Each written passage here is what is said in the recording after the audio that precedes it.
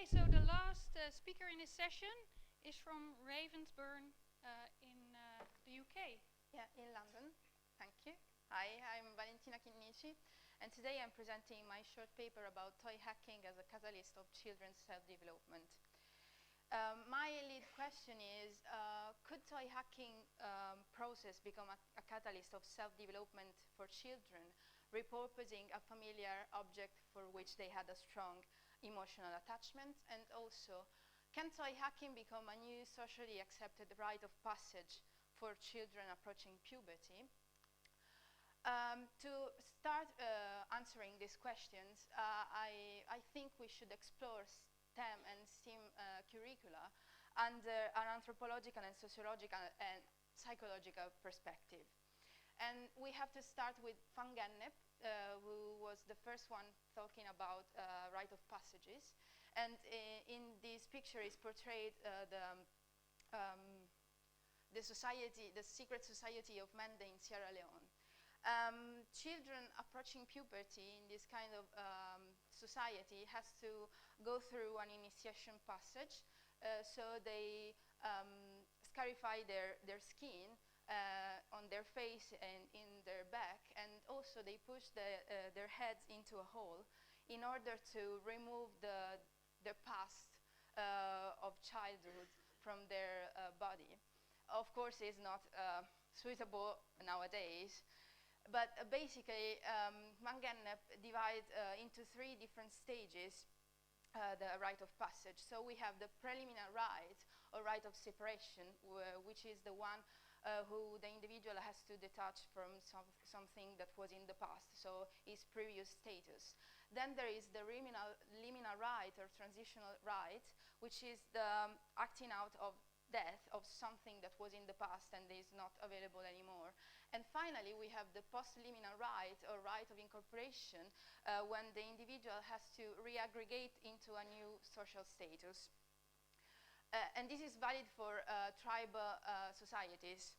But now, we have the limonoid experiences, which are experiences that are more individualistic. So we have a strong critical feeling towards the society, and we spend more time on our own. So this kind of collective, oh God, what I've done.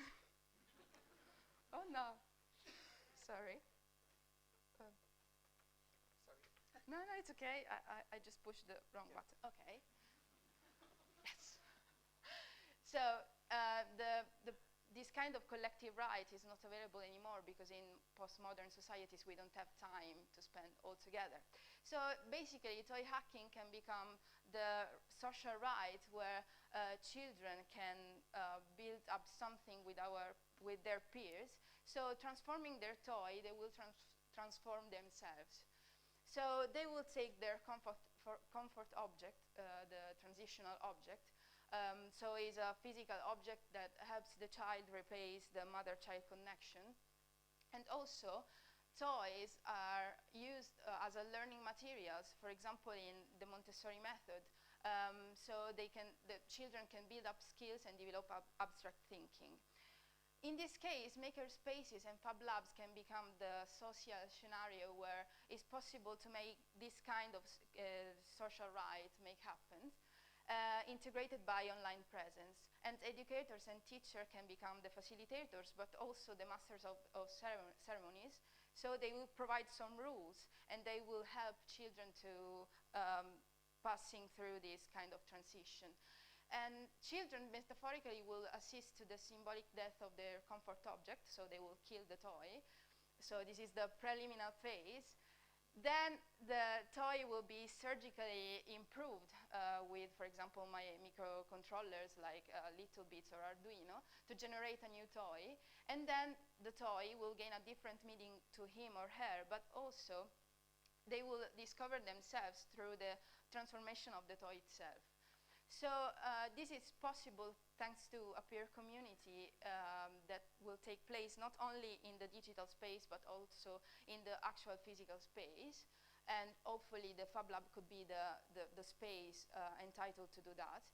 And children needs to do something, to tinker something, to build something. So, for example, on the left-hand side, there is the super awesome Sylvia, who is a girl that started a web TV about tinkering. So she's making tutorials to share with her peers and her peers, sorry. And also we have the DIY.org by IDEO, which is an online platform where children can share their knowledge, so share tutorials, but also make some friends. So building up a peer community from a bottom-up perspective, but also having a strong emphasis on instructional materials, like instructional booklets and video tutorials available on demand. And basically, that's it. Unfortunately, we didn't have the time to test this kind of curriculum because the school are now finishing in the UK, so we didn't manage to start this project yet. But hopefully, next academic year, we will start researching on that. Thank you very much.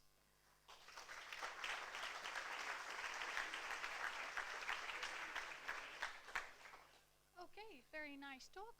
Any questions for the last speaker? Well, I have one. I quite enjoyed reading your paper about this ritual of passage. Rite of passage. Yeah, but I was also thinking about some of the risks maybe. You've got your favorite toys and you cut it up and you are being positive that it will be improved, but what if somebody really messes it up? Well, they can start doing some prototypes and then they can embed this kind of technology inside their own toys. Of course, they won't go to their comfort object straight away, but they can test in advance and then they can start building something new. Okay, so there's some fail-safes built in there. Yeah, good plan. Okay, thank you. Thank you. Okay, let's thank all the speakers of this session again.